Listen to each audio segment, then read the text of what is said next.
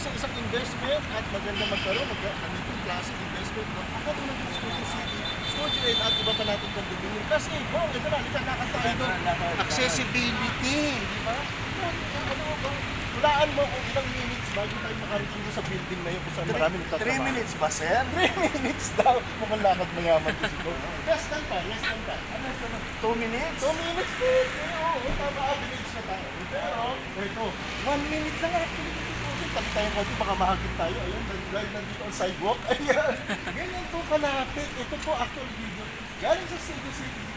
Ayan na po yung mga buildings. Ayan po ang invest, oh. At yung mga iba pa, ano pa nandyan? Manod Gate Cyberzone, di ba? Nandyan yung Axis, yung pinuntahan natin na kailan. At ito, halika, dali. Mapakita ko sa inyo. Nakapanaw natin dito. Sana makita niyo ang dito. Yan ang Studio N. Ito po ang Studio N. Ayun.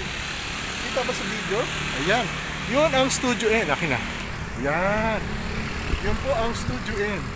Yung ginagawa na yun.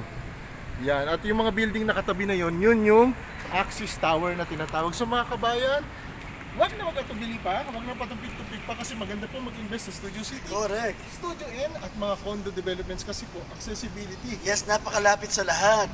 Tama. At nilalakad lang. Di ba po nga? 2 minutes, 2 minutes, 2 Pwede, minutes, o yan. 2 So minutes. maraming salamat mga kabayan. Yan po, makukuha nyo pag nag-invest kayo at nakatira kayo sa ganitong klase ng investment. Salamat po.